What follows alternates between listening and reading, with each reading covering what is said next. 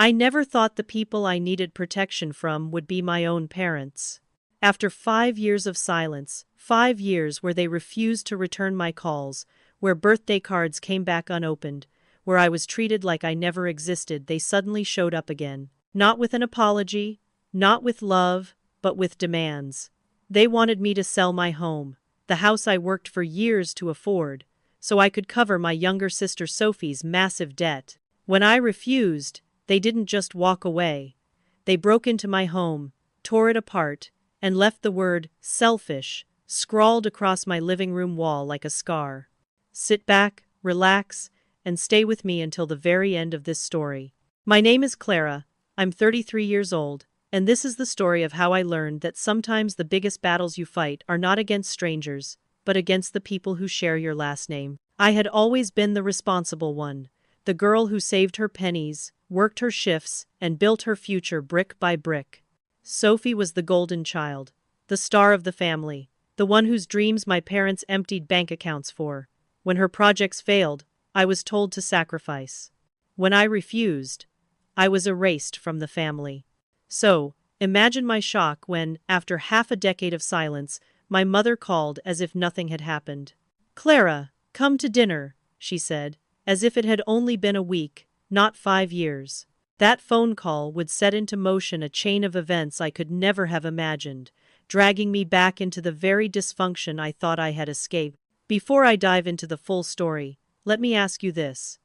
Have you ever had to stand your ground against family members who believed they were entitled to what you worked hard for? I'd love to hear your thoughts, so drop a comment below. And if this story resonates with you already, hit like and subscribe. It helps support more conversations about boundaries, survival, and finding strength when family turns against you. What started as a casual dinner invitation would soon reveal itself to be something far more calculated and far more dangerous than I could have imagined.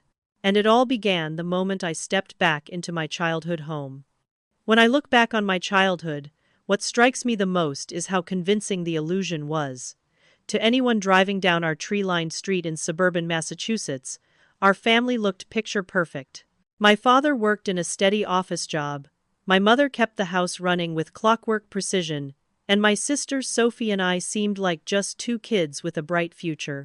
We had family barbecues in the backyard, birthday cakes with candles, and neighbors who waved from across their manicured lawns. On the surface, we were the kind of family people envied. But inside those walls, the story was very different. The moment Sophie was born, the spotlight shifted entirely. She was smaller than average, with a delicate cry, and my parents whispered about how she was special before she could even walk. By the time she was in kindergarten, they were treating her like a prodigy. If she scribbled on paper, it was art worth framing. If she sang along to the radio, my parents swore she had the voice of an angel. It didn't matter what Sophie did, it was always exceptional. I, on the other hand, learned early that my achievements were background noise. I brought home perfect spelling tests, and my mother would glance at them while stirring a pot on the stove, offering a distracted, "That's nice, Clara." When Sophie came home with a finger painting, it was pinned on the fridge for weeks with glowing admiration. I remember sitting at the kitchen table one evening, carefully piecing together a model for a school science project, when my father walked in carrying one of Sophie's sketches. "Look at this," he said proudly to my mother, holding it like it was a masterpiece. "She's only 8, and already she has such vision." I sat there quietly, glue drying on my fingers, invisible in the same room. The favoritism wasn't subtle. Every holiday, Sophie was given the starring role. At Christmas, she was the one who handed out the gifts, my parents beaming as if she were orchestrating the entire celebration. On birthdays, she got elaborate parties with rented bounce houses or magicians, while mine were quieter affairs with a homemade cake and a few family friends. "You're so independent, Clara," my mother would say whenever I seemed disappointed. I came to understand that independent was a polite way of saying overlooked. The real turning point came when Sophie began performing. She joined a local children's theater troupe, and my parents practically built their lives around her rehearsals and shows. Every Saturday, I watched them beam in the audience as she sang and danced across the stage. Afterward, relatives would gather around her with flowers and praise. I was expected to clap the loudest, to cheer the hardest, to be her silent fan.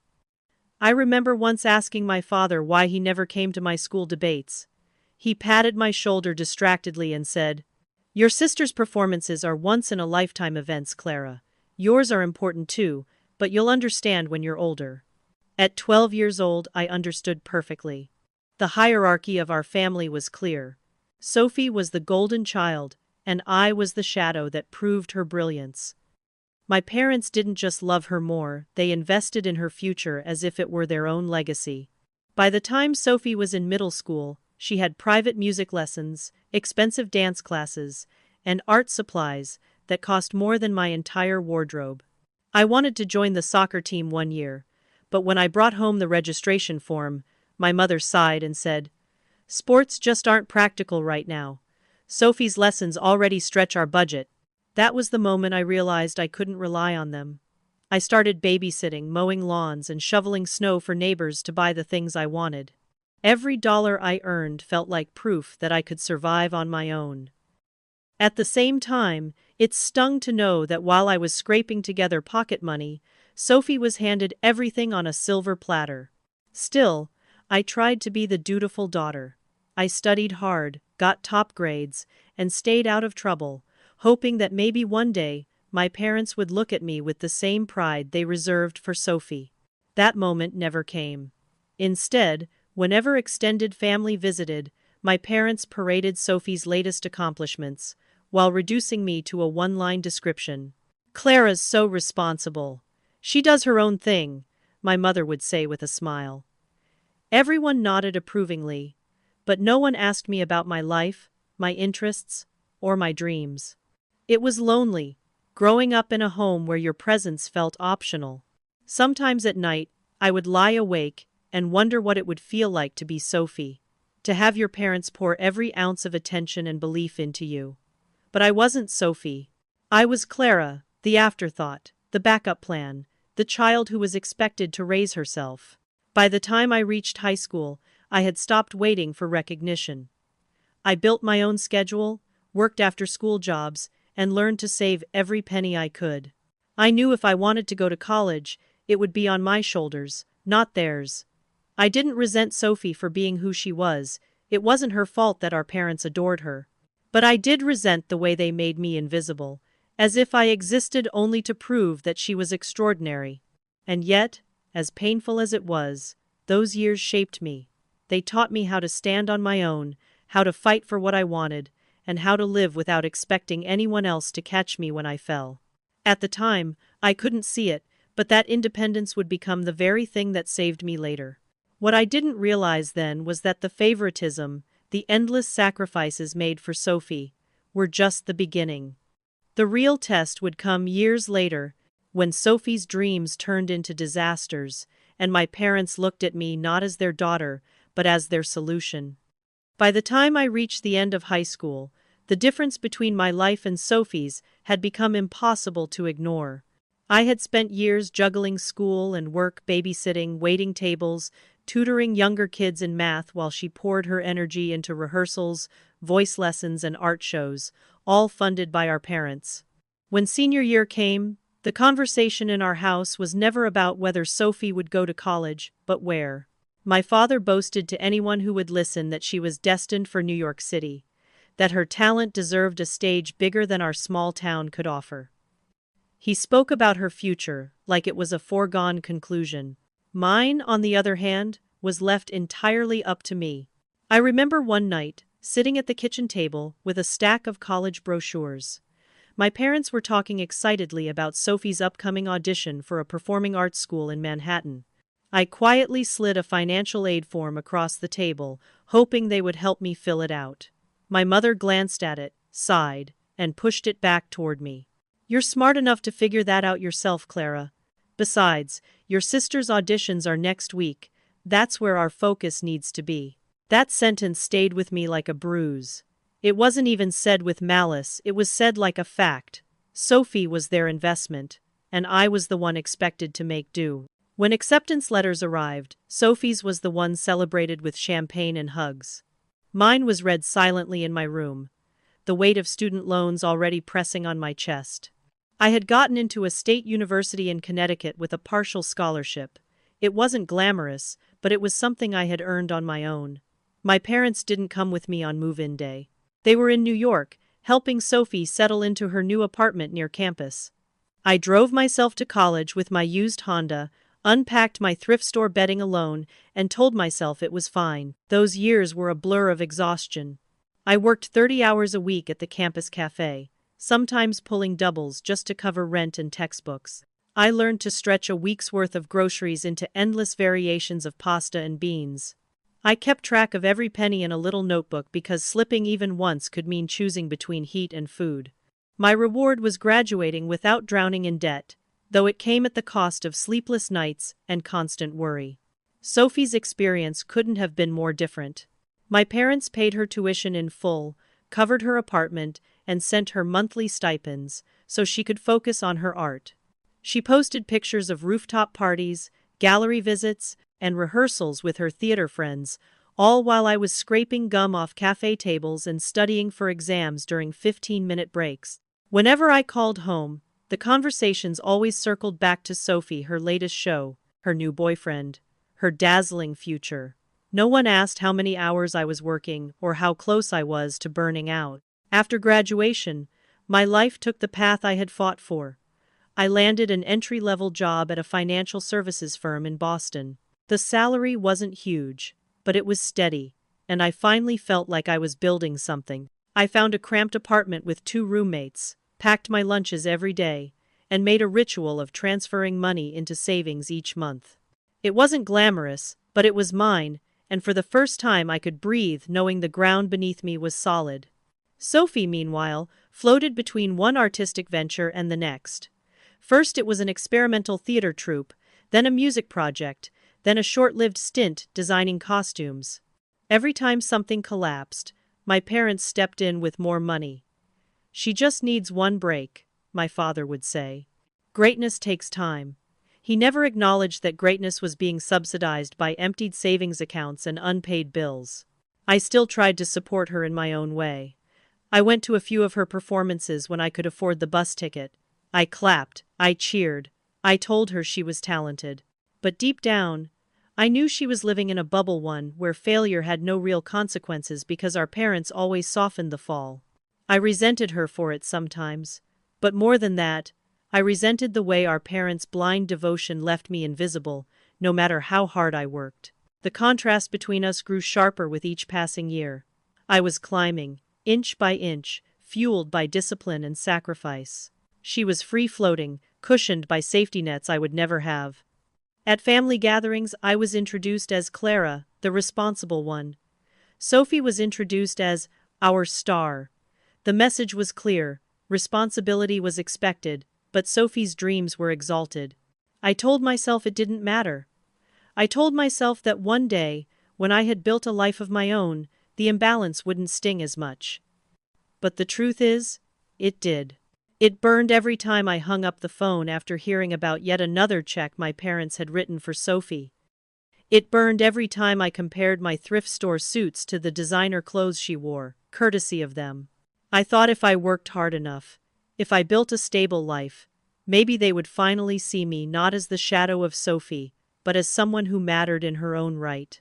What I didn't realize then was that all the years of favoritism and financial enablement weren't just unfair. They were setting the stage for a crisis far bigger than I could imagine, one that would drag me back into the very cycle I had tried so hard to escape. And that crisis arrived the day Sophie convinced our parents to gamble everything on her dream of opening a theater cafe in Manhattan. I will never forget the night my parents first told me about Sophie's new dream.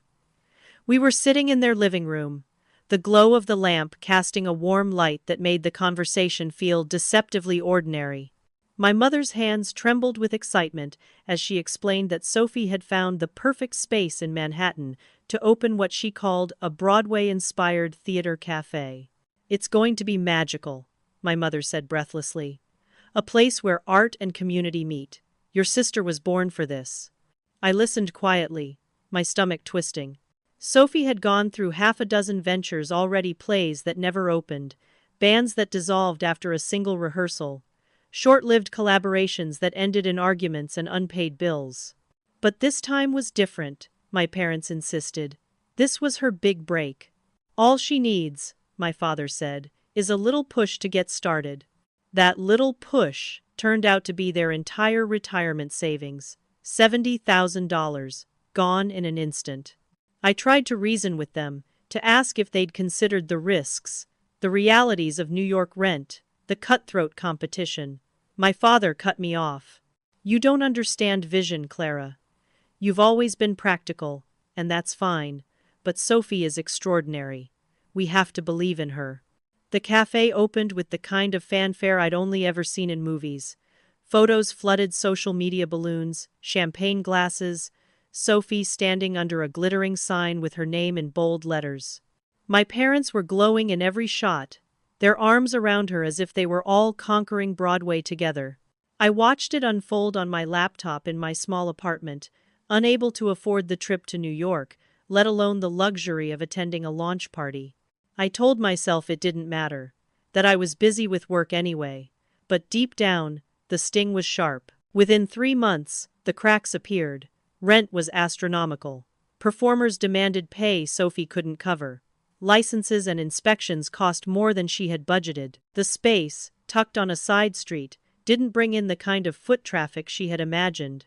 What had started as a glittering dream quickly unraveled into mounting bills and empty seats. One evening my phone buzzed with a call from Sophie. I hadn't spoken to her in weeks, and her voice was raw with panic. "Clara, I need your help. Mom and Dad can't give any more. The cafe needs $25,000 or it's over." I sat there in silence, staring at the savings account I had built dollar by dollar over years of sacrifice. That money was supposed to be my future, my emergency fund, the down payment on a home, the proof that hard work meant something. "Sophie, I can't just hand over that kind of money," I said carefully. "Do you have a business plan? Some way I'd know I'd get it back?" Her tone shifted instantly, from desperation to fury. "Family helps family. Do you know how selfish you sound right now? Mom and Dad gave up everything for me, and you're just sitting on your money like some kind of dragon." Before I could respond, she hung up. An hour later, my mother called. Her voice was sharp, filled with disappointment. "How could you be so cold, Clara? Your sister's dream is falling apart. Do you want her to be humiliated after everything we've sacrificed?" I tried to explain. "Mom, I worked for years for this money. I can't give it away without a plan." Her voice rose. "So your savings are more important than your sister? Than your family?" The final blow came from my father. He didn't yell. He didn't beg. He simply said, "If you can't support this family in our time of need, then maybe you're not part of this family at all." The words hit me like a physical blow. My chest tightened, my throat closed, and for a moment I couldn't breathe. "You don't mean that," I whispered, hoping he'd take it back. But his silence was answer enough. That night, I made my choice. I kept my savings. And true to his word, my father cut me out. Calls went unanswered. Cards I sent were returned, unopened. Holidays passed without invitations. My mother blocked me on social media. Relatives were told I had abandoned the family, that I was selfish, that I had turned my back on them when they needed me most. Sophie was painted as the wronged dreamer, and I was cast as the villain who could have saved everything but chose not to. Those first holidays alone were brutal. I cried through Thanksgiving, Christmas, even my birthday. I sat at a small table in my apartment, the silence pressing in like a punishment. It was in that darkness that I finally sought therapy, desperate for someone to make sense of the abandonment. My therapist helped me see what I had never wanted to admit, that this wasn't new. I had always been the scapegoat, the practical one expected to carry responsibility, while Sophie was lifted up as the golden child. Setting boundaries wasn't cruelty, it was survival. I clung to that truth as I rebuilt my life without them. I worked longer hours, earned promotions, and watched my bank account slowly grow again. But even as I pieced myself back together, the hurt never fully left. I wondered sometimes if things might have been different if I had just caved, if giving Sophie the money would have kept me in the family's good graces. Yet deep down, I knew the truth. No amount of sacrifice would have ever been enough. What I didn't know then was that their silence, as painful as it was only temporary. The storm I thought I had weathered was only the beginning.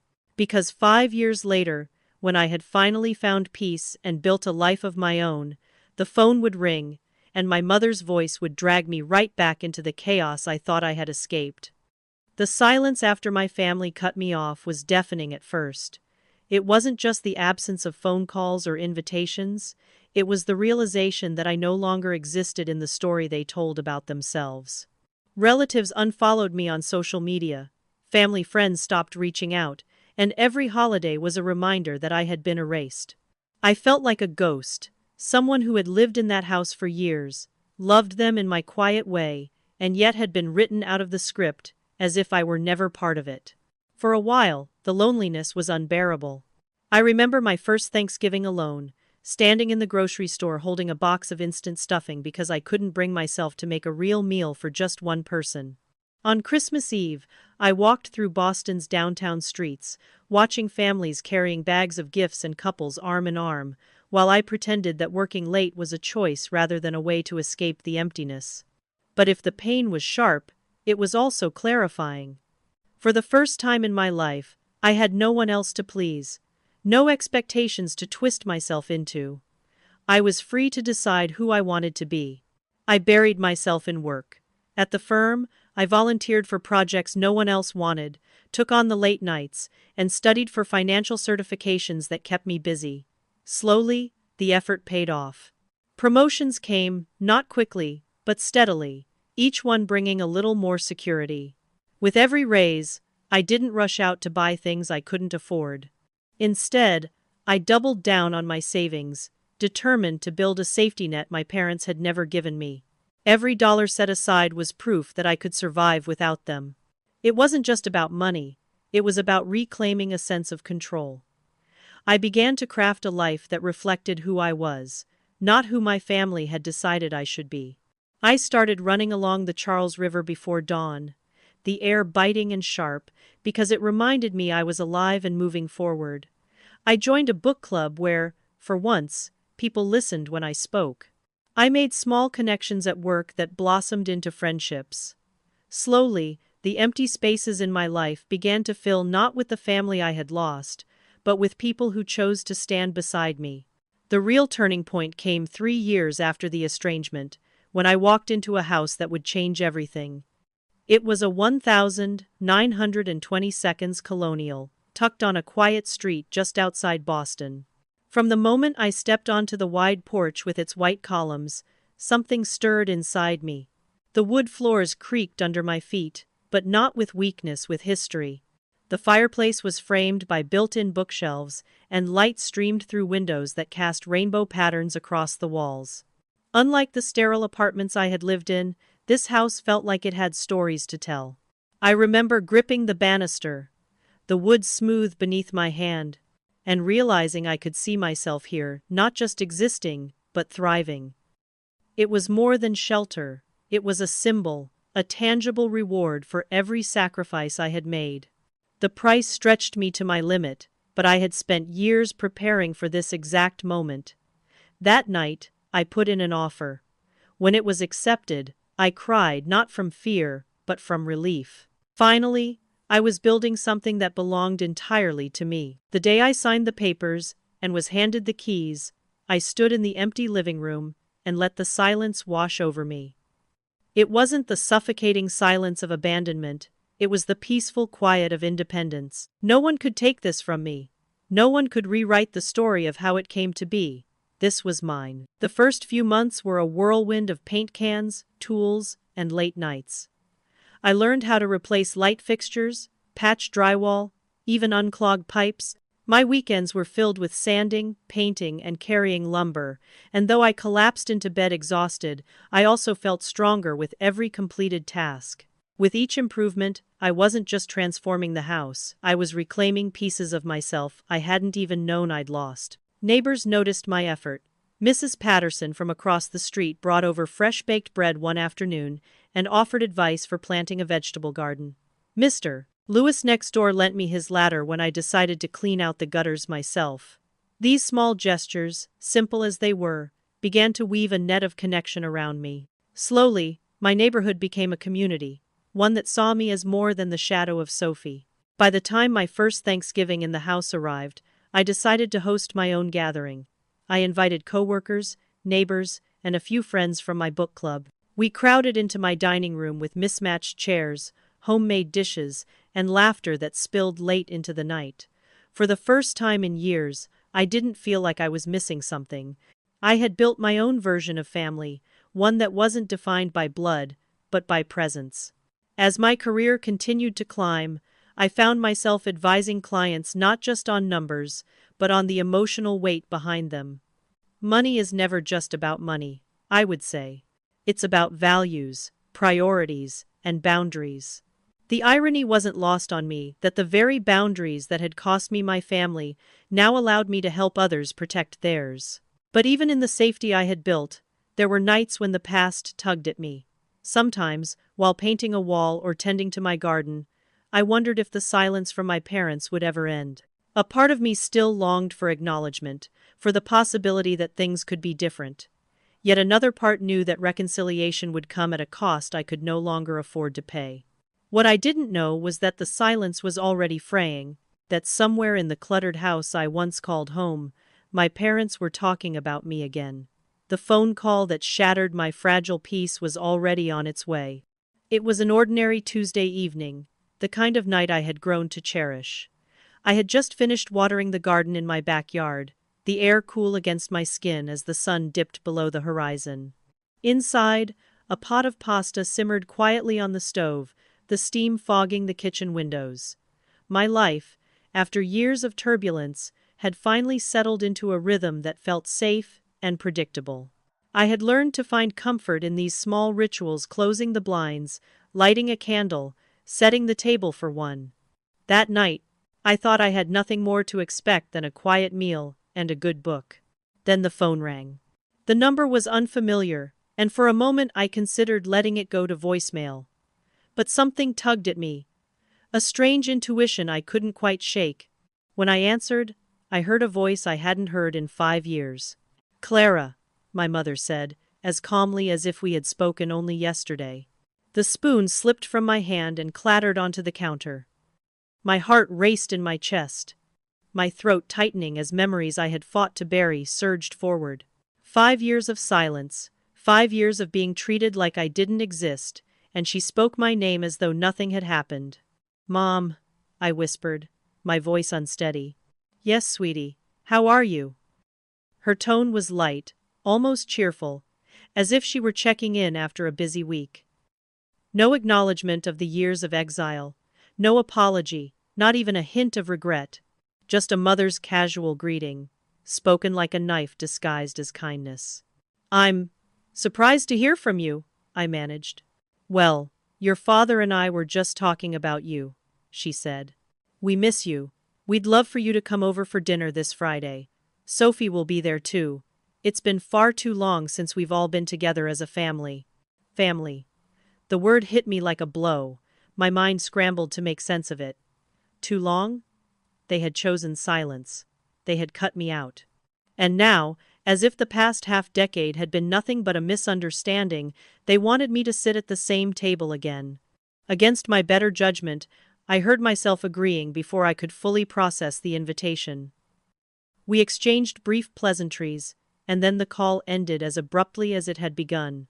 I stood frozen in the kitchen, the smell of pasta sauce turning acrid in the air, my body trembling with confusion.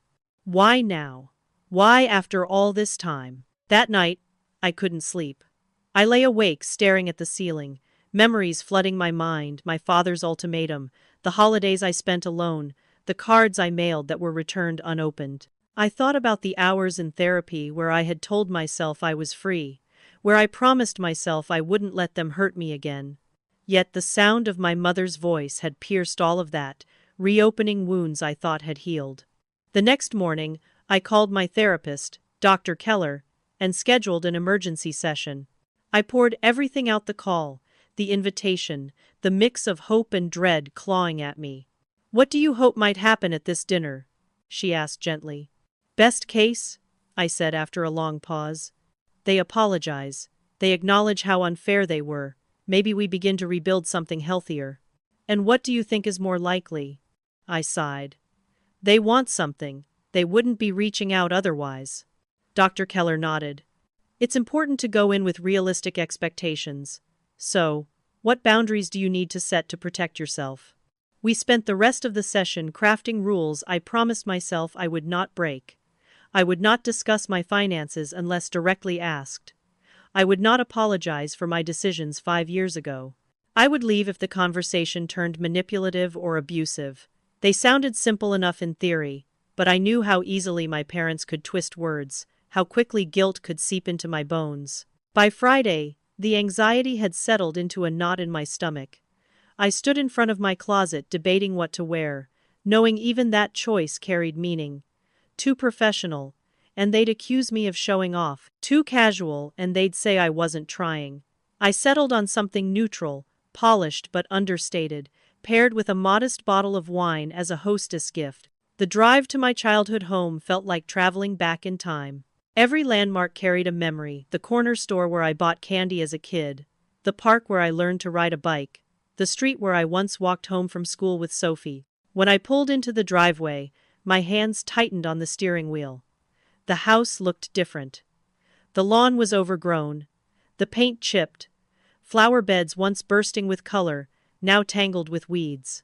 The neglect was jarring, almost unsettling, as though the house itself bore the scars of the past 5 years.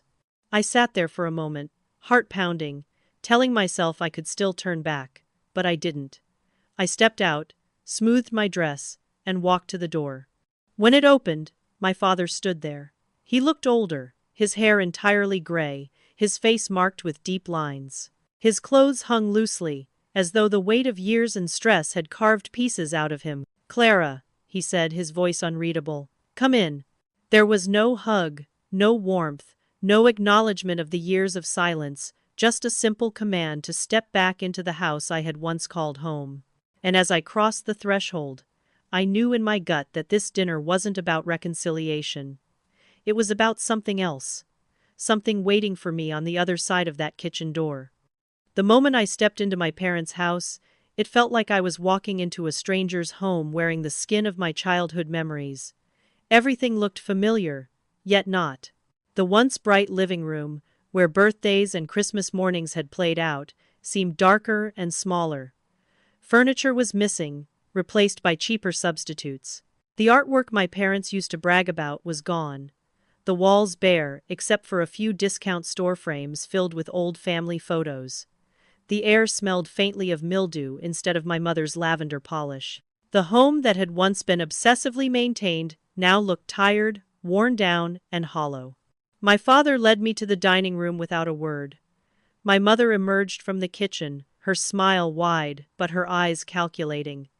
She hugged me briefly, her perfume cloying, and pulled back to study me. "You still look so serious, Clara.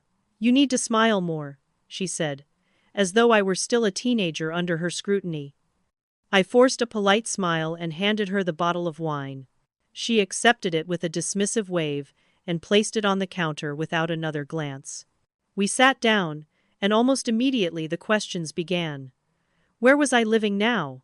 Was I still at the same company? Had I been promoted? My mother leaned forward, her tone light, but her eyes sharp. "Buying a home in this market must be nearly impossible. Did you manage to?" I answered each question cautiously, offering just enough detail to satisfy without giving them anything of real value. Yes, I had been promoted. Yes, I lived in a good neighborhood. Yes, I owned my home. But I kept my answers vague, leaving out the numbers, the exact location, the details I knew they were hungry for. With every answer, I noticed the flicker of exchanged glances between my parents, the unspoken language of people circling their prey. Then, as if on cue, the front door burst open. Sophie arrived, fashionably late, and swept into the room like she owned it. She was dressed in a designer dress that looked like it had cost more than my mortgage payment. Diamond studs sparkling in her ears, her hair professionally styled. She threw her expensive handbag onto the table, barely missing my wine glass, and wrapped me in a dramatic hug that smelled of perfume and champagne. "Clara! Look at you! All grown up and corporate," she gushed, her voice dripping with false affection. I hugged her stiffly, feeling the years of silence pressing between us. She hadn't reached out once, not a text, not a call, not even a card. And now, suddenly, she was clinging to me like we had been inseparable all this time. We sat down to dinner, the food simple: roast chicken, potatoes, a salad. Nothing like the elaborate spreads my mother used to pride herself on. Sophie immediately dominated the conversation, regaling us with tales of her glamorous life. She name-dropped celebrities she had brushed shoulders with, talked about exclusive events she had attended, and painted herself as a struggling but brilliant creative fighting against an unforgiving world. But the cracks in her story showed quickly. She sighed dramatically about how cutthroat the industry was, how her last investor had turned out to be a nightmare, how bills and unexpected costs kept piling up. She played the role of the suffering artist with practiced flair, her voice quivering at just the right moments. I couldn't hold back any longer. "Investor?" I asked carefully. "For what project?" "My boutique," she said casually, as if it should have been obvious. I opened a high-end art and fashion space downtown. It was going great until these bills started piling up. The renovations were insane, the landlord is impossible, and then my business partner bailed with half the operating capital. I set down my fork, my appetite gone. "That sounds serious. Have you consulted a financial advisor?" My mother cut in quickly. "We don't need an advisor. We need family pulling together during hard times." Her words hung in the air, heavy with intention. I felt the knot in my stomach tighten. "How bad is it?" I asked, though I already feared the answer. My father cleared his throat. "About $250,000.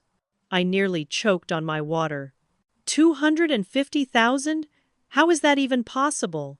Sophie lifted her chin defiantly. "It's not just the boutique. There are personal loans, some credit cards, plus the renovations on my apartment. Clients expect a certain aesthetic when they come over. I can't host them in some dumpy place, Clara. It's an investment in my brand." I stared at her, stunned by the audacity. My parents nodded along as though this made perfect sense, as though throwing money into a black hole of debt was logical if it meant maintaining Sophie's brand. And then, the real purpose of the dinner came to light. My father leaned forward, his voice calm but deliberate. "We've done all we can. We emptied our savings. We took out a second mortgage. We even sold some of the valuables in the house. There's nothing left for us to give." My mother reached across the table, her hand brushing mine. "But you, Clara, you've done so well. You bought a house. It's worth a lot in today's market, isn't it? If you sold, you could help Sophie get back on her feet. You could always buy something smaller afterward." The room spun. I looked from one face to the other, realizing this had been orchestrated from the moment my mother dialed my number. This wasn't about reconciliation, about family dinners or healing. This was a setup, a performance carefully staged to corner me into rescuing Sophie again. I swallowed hard, forcing my voice to stay steady. "Let me make sure I understand. You want me to sell the house I worked for years to afford, give Sophie the money with no repayment plan, and downsize my life so she can continue a business that's already failing?" "Family helps family," my mother said, tears pooling in her eyes. "We've always taken care of each other." The lie of that statement stung like acid. I looked at my parents, at Sophie, at the entire scene, and knew this was only the beginning of something far more dangerous. Because if they had gone this far, they wouldn't stop here. And in that moment, I realized my boundaries would be tested in ways I hadn't yet imagined. 3 days after that dinner, just as I was beginning to convince myself I could put the evening behind me, the doorbell rang. When I opened the door, my parents stood there on my porch, smiling too brightly, like salespeople who had practiced their pitch in the car before knocking. My mother held a basket of muffins that looked store-bought, her attempt at normalcy almost insulting. My father greeted me with the same flat tone he had used at dinner. We were in the neighborhood, thought we'd stop by.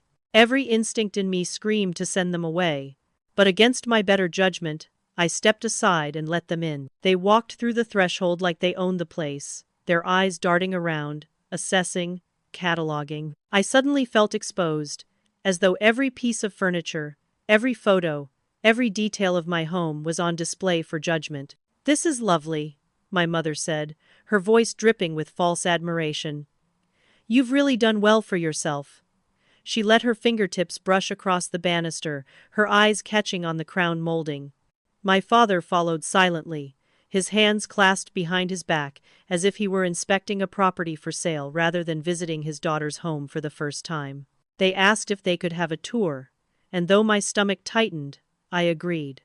I told myself it was easier to comply than to deal with the arguments that would follow if I refused. But as I led them from room to room, their interest didn't feel like curiosity. It felt like surveillance. In the living room, my father ran his hand over the fireplace mantel, nodding as if he were appraising it. "Solid construction," he murmured.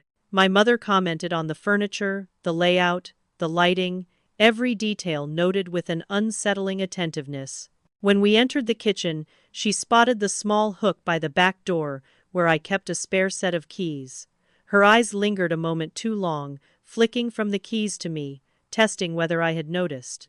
I forced myself to stay calm, but the hair on my arms prickled. In my home office, the air shifted. My desk was neat, with files stacked in order and my computer humming quietly. My father went straight to the filing cabinet, pulling the handle gently, as though testing whether it was locked. "Always so organized," he said with a half-smile. My mother leaned over my desk, her gaze falling on the papers neatly clipped in a tray. "So this is where you keep all your important documents? Mortgage papers and such?" she asked casually, her tone light, but her eyes sharp. I felt heat rise in my chest. "Some of them," I replied evenly. "Most are digital now." They nodded, pretending to accept the answer, but I could see the calculation in their eyes. They weren't proud parents admiring their daughter's hard work. They were scavengers, looking for openings, weak spots, opportunities. As the tour continued, my unease grew heavier. In the guest bedroom, my mother opened the closet door without asking, running her hand across the hangers as if checking for valuables. My father peered out the window, asking about the neighborhood, the property values, the kind of buyers who might be interested in a house like this. I answered minimally, every word guarded, my pulse thudding in my ears.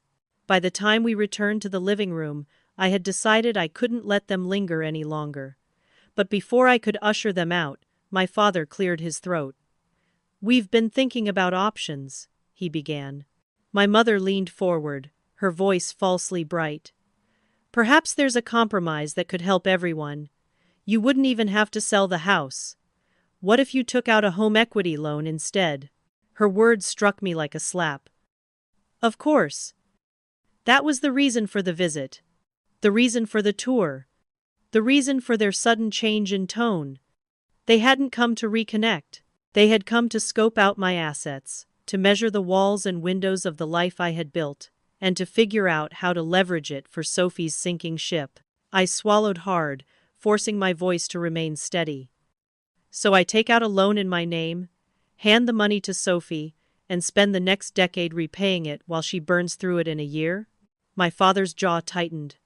"We would help with payments," he said quickly, but even he didn't sound convinced. I shook my head, my voice firm now. I'm not going into debt for her. My home is not a piggy bank you can crack open whenever Sophie runs out of options." The mask slipped from my mother's face. Her tone, once sweet, hardened in an instant. "So you'd really let us suffer? After everything we've done for you?" I stood up, my hands trembling but my voice clear. "It's time for you to leave." They exchanged a look, one that told me this conversation wasn't over. My father gave me a stiff nod. "Think about it," he said as he walked toward the door. My mother lingered, her eyes darting one last time to the key hook by the back door, before following him out. When the door clicked shut behind them, I locked it and leaned against the wall, my chest rising and falling in uneven breaths. The air felt heavy, tainted, as if their presence still lingered. I walked through the house, double-checking every lock, every window, every vulnerable spot. My sanctuary no longer felt safe. That night, as I lay awake staring at the ceiling, a gnawing certainty crept over me. This wasn't the end of their campaign, it was only the beginning. And deep down, I knew that the next time they came, they wouldn't bother knocking. It was a Wednesday evening when the nightmare I had been dreading finally came true. I had stayed late at work, finishing reports, and by the time I pulled into my driveway, the street was quiet, most of the houses dark. At first nothing seemed out of place, but when I stepped onto the porch I noticed it. My front door wasn't shut all the way. It was cracked just enough that a sliver of light spilled out into the night. My stomach dropped. For a moment I froze, my keys clutched in my hand, my breath caught in my throat. I told myself maybe I had forgotten to lock it that morning. Maybe it had blown open, but deep down I knew better. My parents' visit, the way their eyes had lingered on my office, on my filing cabinet, on the spare keys, it all came rushing back. I pulled out my phone with shaking hands and dialed 911, whispering to the dispatcher that my home had been broken into. She told me to stay outside, to wait for officers. But as I stood there on the porch, I heard it. The unmistakable crash of something breaking inside, followed by muffled voices. Then I heard my mother's voice, sharp and commanding. "Check the office again. The deed has to be here somewhere." Rage overtook fear. This wasn't some stranger. It was them, my family, the very people who should have been my safe place. Against the dispatcher's advice, I pushed the door open and stepped inside. The sight that greeted me stole the air from my lungs. My living room was destroyed. The shelves had been emptied, books strewn across the floor. Couch cushions were slashed open, stuffing scattered like snow.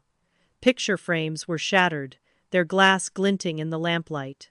And scrawled across my wall in thick red lipstick was a single word: selfish.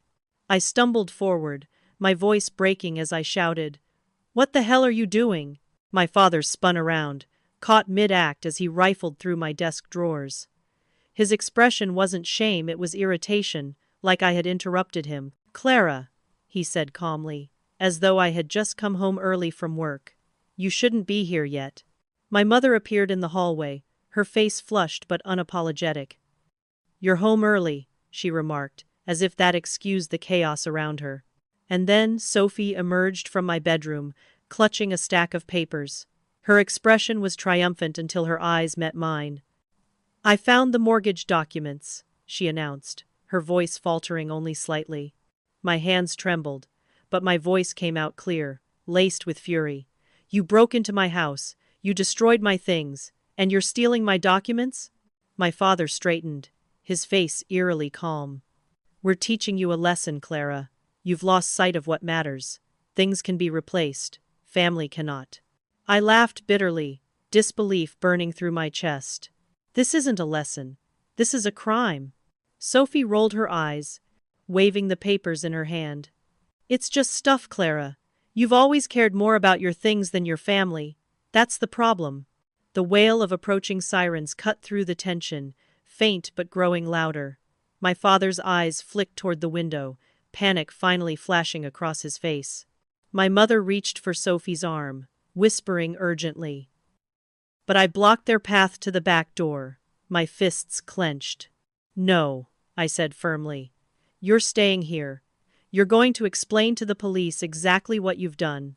My father's voice dropped, low and threatening. "Move, Clara. Don't make this worse than it has to be."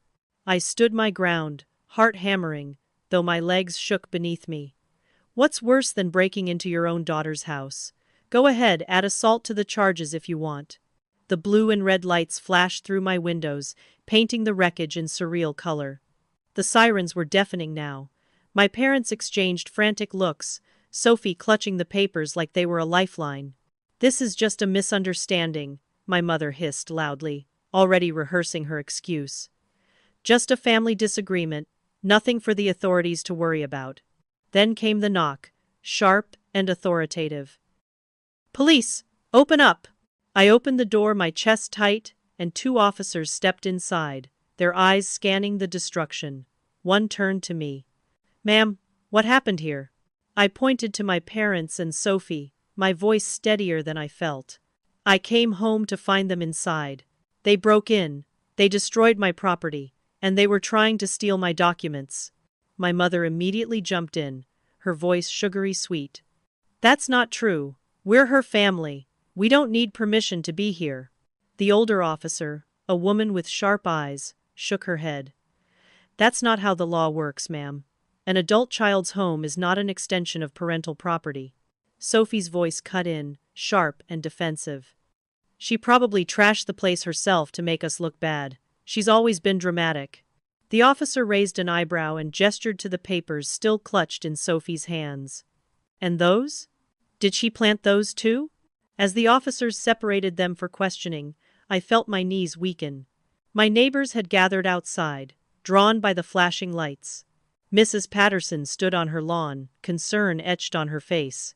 Mr. Lewis had his phone out, recording the scene as my parents and sister were led toward the patrol cars. Inside, the officers took my statement. I told them about the estrangement, about the dinner, about their sudden interest in my house and finances, about finding them here tonight. I explained how Sophie's debts had spiraled out of control, how my parents had lost nearly everything to keep her afloat, and how they now saw my home as their last resort. The officers nodded gravely, taking photos of the wreckage and logging evidence. Then they asked me a question that made my chest tighten even more. "Do you want to press charges?" My hands shook, my throat dry, but I forced the words out. "Yes, all of them."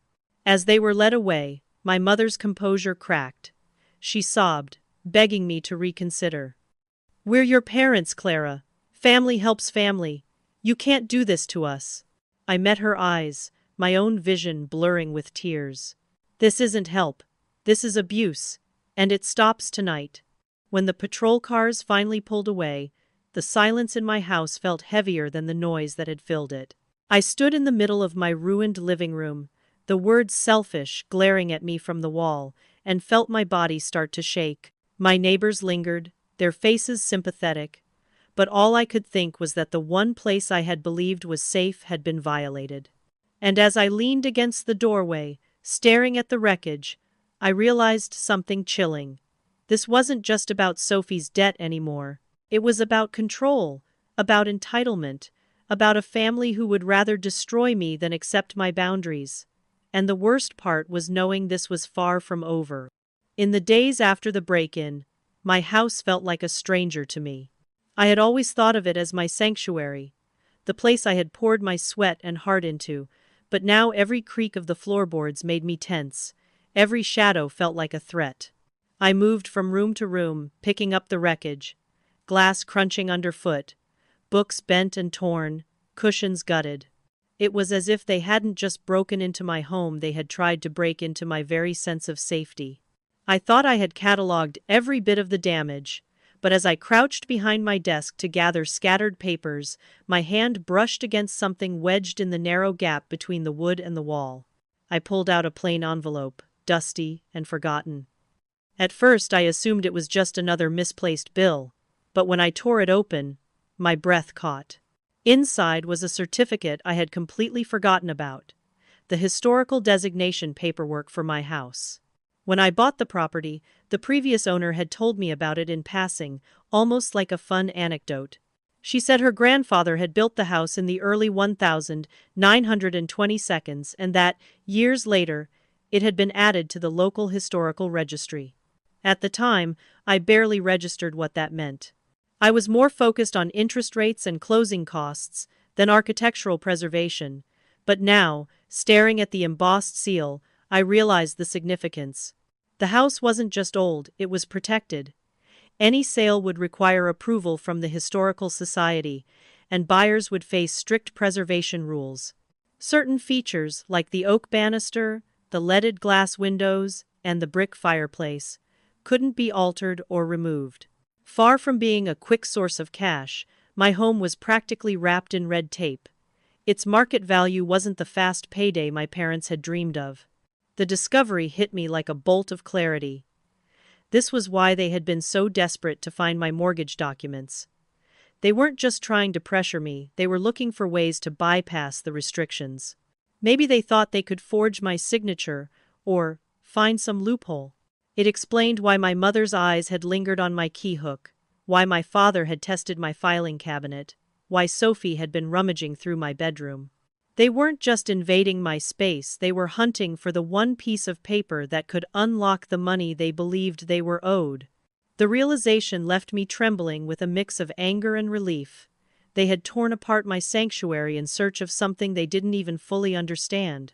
And in the end, the very bones of the house, the history they had ignored, had stood guard for me. Still, I knew discovery wasn't enough. I needed protection that went beyond the luck of a forgotten envelope. So I made an appointment with a lawyer.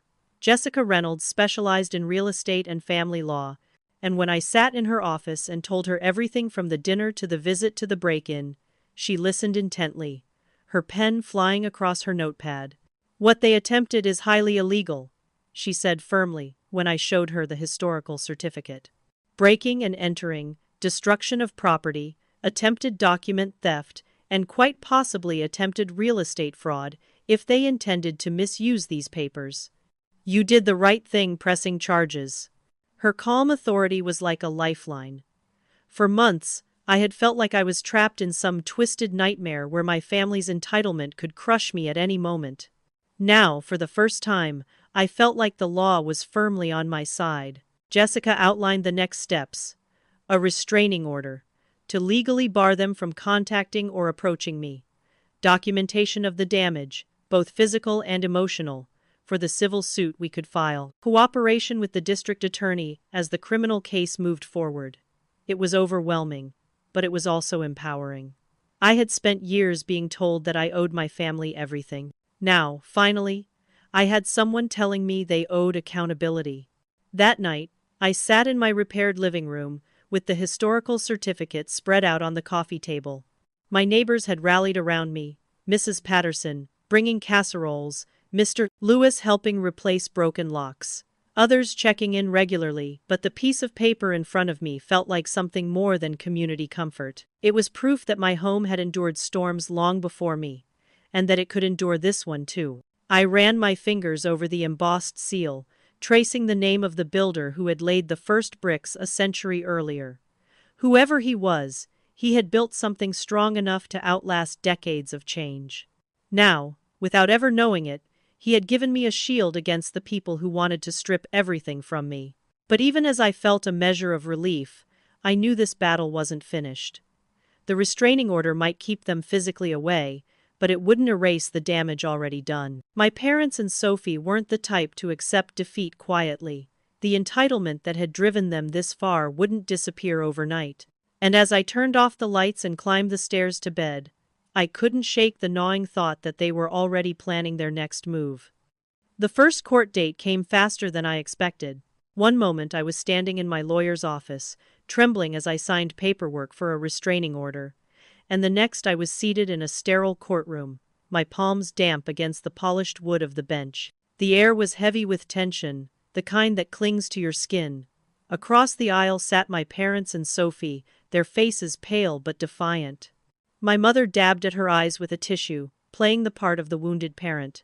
My father sat stiffly, jaw clenched, as if sheer force of will could bend the law in his favor. Sophie fidgeted in her chair, her expensive jewelry catching the light, her expression caught somewhere between fear and indignation. The judge reviewed the photographs, first the gutted couch, the lipstick scrawl across my wall, the piles of papers scattered across the floor. He asked me to explain what had happened, and I told the story as clearly as I could. The break-in, the destruction, the frantic search for my mortgage documents. My voice shook at first, but as I spoke, I felt a strange strength rising in me. For the first time, I wasn't just defending myself to people who refused to listen, I was being heard. When the judge turned to my parents, their performance began. My mother's voice wavered as she described her concern for me. She claimed they had come to check on my well-being, that the door had been open, that they had simply gotten carried away trying to help me organize. My father leaned heavily on the word family, repeating it like a shield. "We are her parents," he said firmly. "We have a right to be in her home. We made her. Everything she has comes from us." The judge's eyes narrowed. "That is not how the law works," he said flatly. Then came Sophie's testimony. She broke down almost immediately, tears streaming down her face as she admitted to the debts she had racked up. Credit cards maxed out, high-interest loans, even leases on luxury items she could never afford. The number she had thrown around at dinner, $260,000, crumbled under scrutiny. In reality, her debt was closer to $30,000. Still overwhelming, but nowhere near the catastrophe she had painted. My parents' sacrifices, the second mortgage, the emptied retirement accounts, the sold heirlooms had been poured into years of her reckless spending, not just one failing business. The courtroom was silent as Sophie sobbed into her hands, whispering that she never meant for it to go this far. My father's face hardened, my mother's tears redoubled, and for a brief moment, I saw the cracks in their united front. They weren't just trying to save Sophie, they were drowning alongside her. The judge's ruling was swift and stern. A 1-year restraining order was granted without hesitation. My parents and Sophie were prohibited from contacting me directly, coming within 500 feet of my home or workplace, or mentioning me on social media. The judge's words cut through the air like steel. "Setting boundaries is not cruelty," he said. "It is an act of self-preservation." This family seems to have difficulty understanding that. On the criminal side, the district attorney pressed charges for breaking and entering, destruction of property, and attempted theft of documents. The evidence was undeniable. My parents were sentenced to probation and community service. Sophie, younger and clearly drowning in her own poor decisions, was ordered to complete financial counseling alongside her service hours. The leniency was conditional. One misstep, the judge warned, and the penalties would escalate. For the civil case, my lawyer negotiated with their homeowner's insurance. To my surprise, the policy covered damages from the break-in. Within weeks, I received a settlement check large enough to repair the destruction and even make improvements I had only dreamed of: new furniture, a reinforced security system, better locks on every door and window. My home began to look less like a crime scene and more like the sanctuary I had worked so hard to build. But the legal victories didn't erase the emotional toll. The nights were the worst. I woke at the slightest sound, heart pounding, convinced they had found a way around the restraining order. I checked the locks 3, sometimes 4 times, before I could convince myself it was safe to sleep.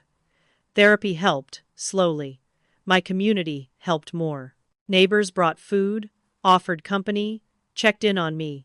I found myself leaning on people I had once considered acquaintances, realizing that real family can sometimes be found in the most unexpected places. Still, the weight of what had happened clung to me. I couldn't shake the image of my mother's eyes on my spare keys, my father's hands pulling open my desk drawers, Sophie clutching my documents like a prize. The betrayal was too deep to simply fade. And yet, even as the court cases closed and the dust began to settle, I knew this wasn't the end.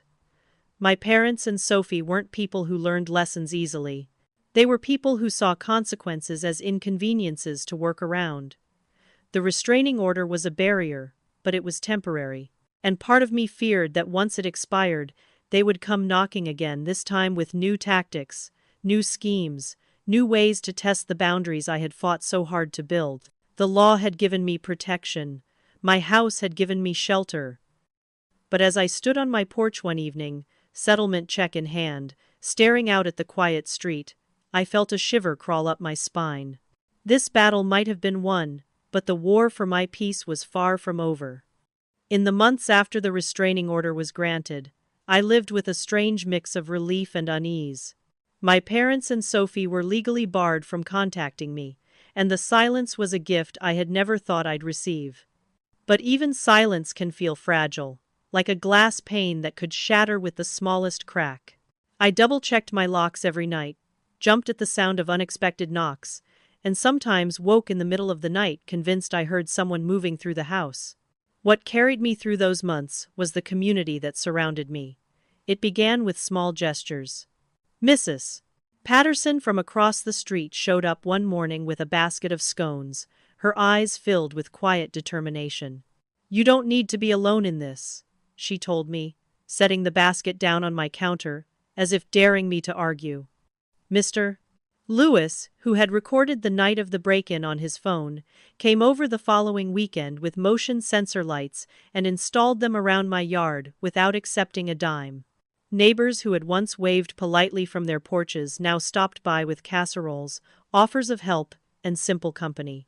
I didn't realize how desperately I needed that until I found myself sitting at my dining table one evening, surrounded by people who weren't bound to me by blood, but by choice. They listened without judgment when I talked about my family, about the years of favoritism and neglect, about the ultimatum that had exiled me. Instead of telling me I was selfish, they nodded with understanding. Instead of demanding that I fix what had been broken, they told me I was right to protect myself. Their acceptance began to stitch wounds I thought would never heal.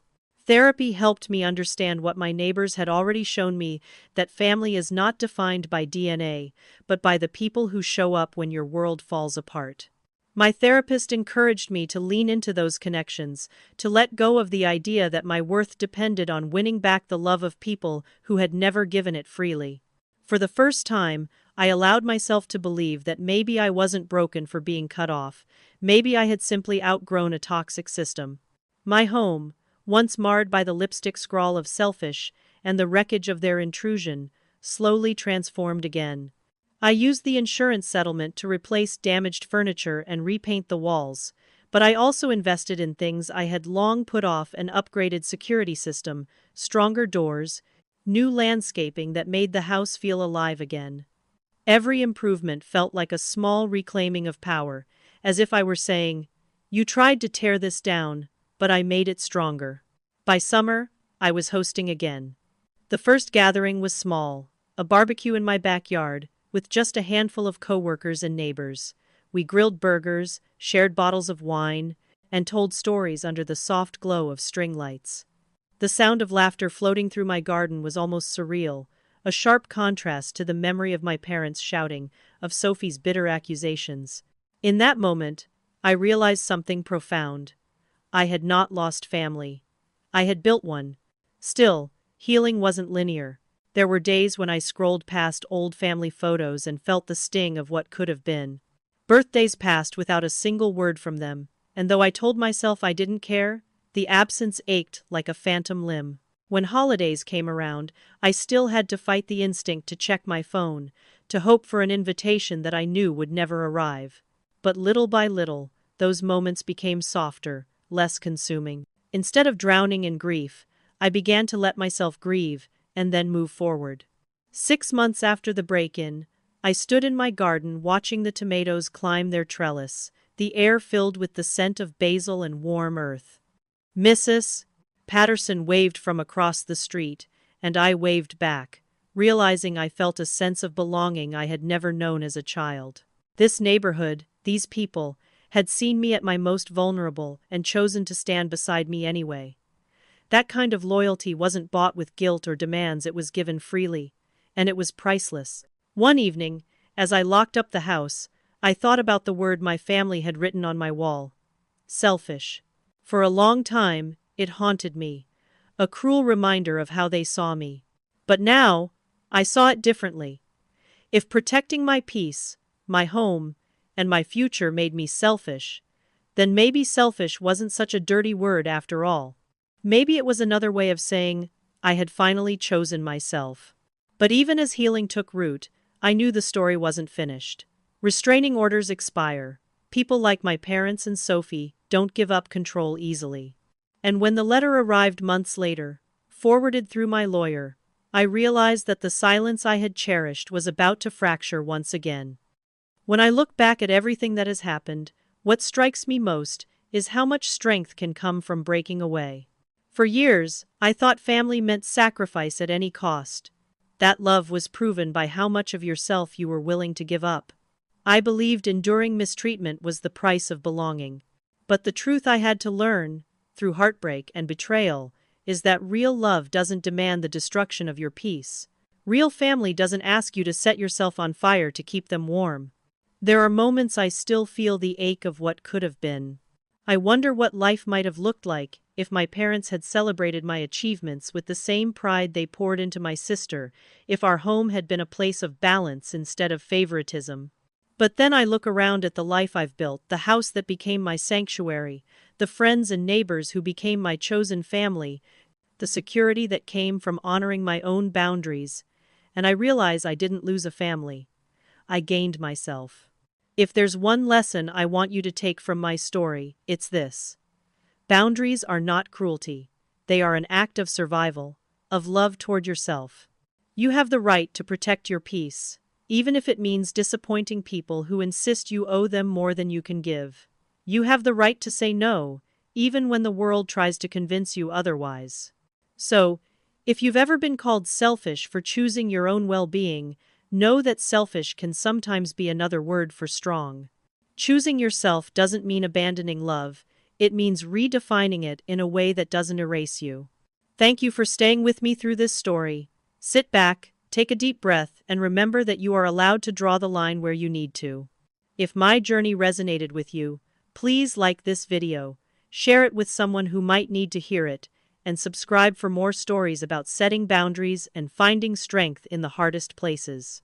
And now I want to hear from you. Where would you draw the line with family?